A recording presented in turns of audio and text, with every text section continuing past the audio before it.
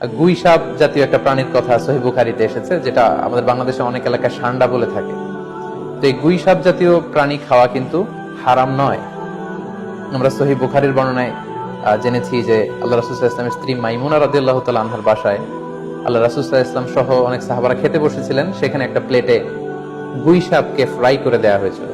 তো রাসূল সাল্লাল্লাহু আলাইহি ওয়াসাল্লাম খেয়াল না করে সাধারণ গোশত মনে করে সেখানে তিনি হাত দিচ্ছিলেন। তখন অনেক সাহাবারা, মহিলা সাহাবারা বললেন, ইয়া রাসূলুল্লাহ, এটা তো দব, এটা তো গুই সাপ। এই কথা শুনে আল্লাহ রাসূল সাল্লাল্লাহু আলাইহি ওয়াসাল্লাম সেখান থেকে হাতটা সরিয়ে নিলেন। তো এই দৃশ্য দেখে খালিদ ইবনে ওয়ালিদ রাদিয়াল্লাহু তাআলা আনহু জিজ্ঞেস করলেন, ইয়া রাসূলুল্লাহ, গুই সাপ খাওয়া কি হারাম? হারামুন আদ-দাব্বু ইয়া রাসূলুল্লাহ, আপনি যে হাত সরিয়ে নিলেন, গুই সাপ খাওয়া কি হারাম? আল্লাহ রাসূল সাল্লাল্লাহু আলাইহি ওয়াসাল্লাম বললেন যে না, গুই সাপ খাওয়া হারাম নয়, তবে আমি এটা খেয়ে অভ্যস্ত নই, আমাদের এলাকাতে এটা পাওয়া যায় না, এজন্য আমি এটা খাচ্ছি না। তাহলে বোঝা গেল এক্ষেত্রে এটা রুচির সাথে সম্পৃক্ত।